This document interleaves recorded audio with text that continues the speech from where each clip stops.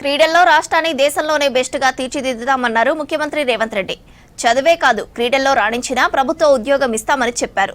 Sports పాలసీని ఆవిష్కరించిన CM ఇకపై క్రీడల్లో రాజకీయ జోక్యం ఉండబోదని చెప్పారు. ఇటు ఢిల్లీలో ఏర్పాటు చేసిన కాంగ్రెస్ వార్షిక న్యాయ సదస్సులో పాల్గొన్నారు ముఖ్యమంత్రి. వచ్చే ఎన్నికల్లో బీజేపీని ఘోరంగా ఓడిస్తామని ప్రకటించారు.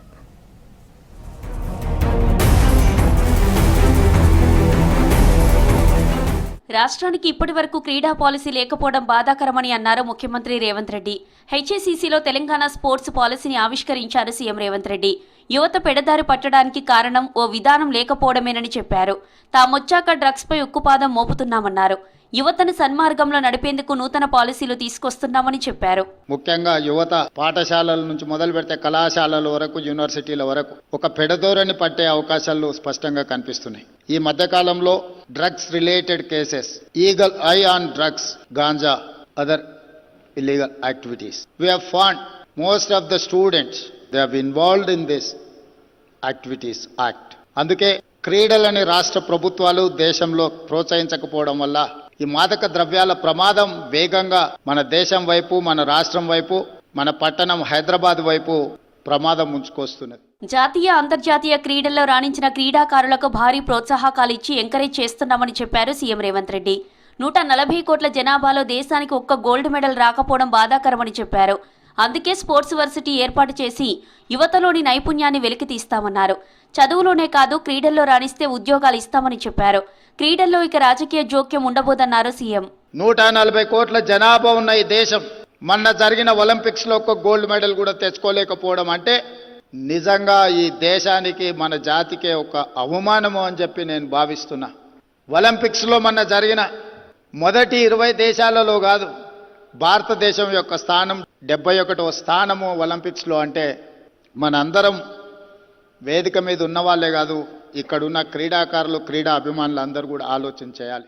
స్పోర్ట్స్ పాలసీకి సంబంధించి పలు కంపెనీలతో కీలక ఒప్పందం చేసుకుంది సర్కార్. ఒలింపియన్లు పుల్లేల గోపిచంద్, గగన్ నారంగ్, అభినవ్ బింద్రా సహా ఫిఫా వంటి ఇంటర్నేషనల్ స్పోర్ట్స్ ఫెడరేషన్లు, ప్రముఖ కార్పొరేట్ సంస్థలతో ప్రభుత్వం ఎంఓయూ చేసుకుంది.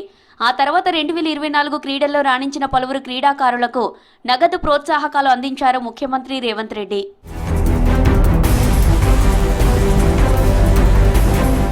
ఢిల్లీలో ఏర్పాటు చేసిన కాంగ్రెస్ వార్షిక న్యాయ సదస్సులో పాల్గొన్నారు ముఖ్యమంత్రి రేవంత్ రెడ్డి. దళిత, ఆదివాసీల సంక్షేమం కోసం కృషి చేసింది కాంగ్రెస్ పార్టీనేనని అన్నారు రేవంత్. ఇతర పార్టీలు ఎన్నికల్లో గెలిస్తే కుర్చీలో, ఓడితే ఇంట్లో కూర్చుంటాయని, కానీ కాంగ్రెస్ మాత్రమే ఓడినా గెలిచినా ప్రజల్లోనే ఉంటుందని చెప్పారు. ఇందిరాజీనే Shaheed హుయే, Rajiv గాంధీజీనే Shaheed హుయే.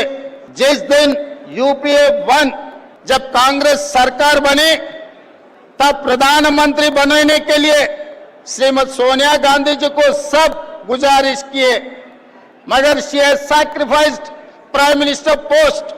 She has given to financial expert doctor Manmohan Singh को इस देश का प्रधानमंत्री बना देकर दुनिया में सबसे बड़ा ताकत की देश श्रीमती सोनिया गांधी बनाने के लिए मदद किए. సామాజిక న్యాయం కోసం రాహుల్ గాంధీ 25 ఏళ్లుగా పోరాడుతున్నారని చెప్పారు రేవంత్ రెడ్డి.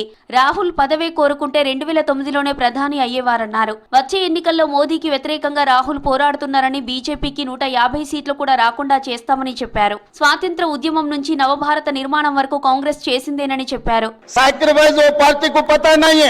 2004 में अगर राहुल गांधी जी चाहे तो केंद्र मंत्री बनता था, 2009 में राहुल गांधी चाहे तो प्रधानमंत्री बनता था, मगर केंद्र मंत्री, प्रधानमंत्री पदवी राहुल गांधी जी ने नहीं लिए, पार्टी सीनियर नेता लोगों को दिए, मगर पार्टी कार्यकर्ता बनकर राहुल गांधी जी ने काम कर रहे जनता के लिए. సత్యసాయిబాబా 100వ పుట్టినరోజు వేడుకలను అధికారికంగా నిర్వహించాలని ప్రభుత్వం నిర్ణయించింది. ఈ మేరకు జీవో జారీ చేసింది. నవంబర్ 23న సత్యసాయిబాబా జన్మదిన వేడుకలు అధికారికంగా జరగనున్నాయి.